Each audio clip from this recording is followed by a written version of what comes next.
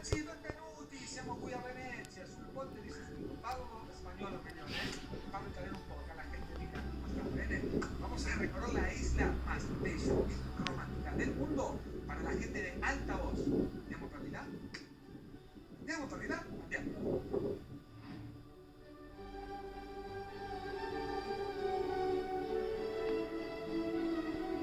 Ciao ragazzi, benvenuti, siamo qui a Venezia con mi amica che si chiama Stefania.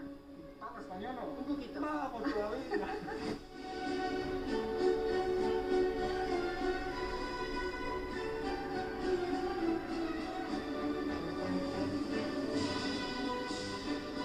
Andiamo por el po'? Ok, vamos a recorrer un poco el local y nos muestres lo que están vendiendo, si están en carnaval. Las máscaras son un papel maché y son hechas a mano. Bien. La que tú estás utilizando ahora se llama bauta y es la máscara que se poneva la nobleza nel Ya. 1700 por entrar en lugar no permitido como casa chiusa.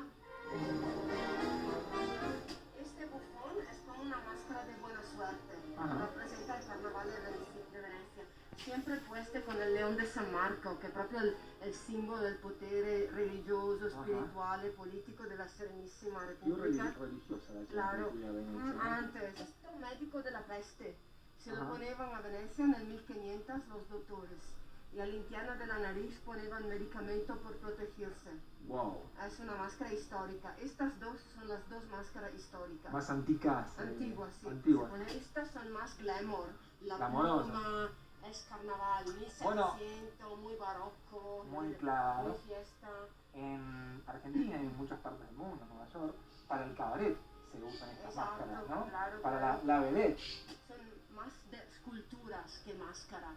Ajá. Son Pero se la decorativas. coloca la gente Claro. igual en la No, cara. Muy esta es più solamente grande. para adorno, nada Claro, más. para adorno en la casa.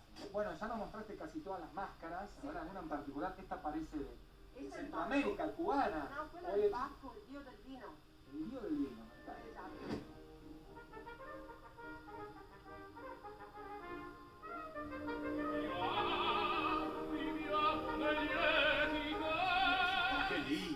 Qué lindo, Venecia. Usted estuvo ahí, usted vio algo de lo que mostró Simón ahí. Estaba cuando intrigado fue? por lo que yo hice en Venecia. Bueno, no te voy a porque- contar.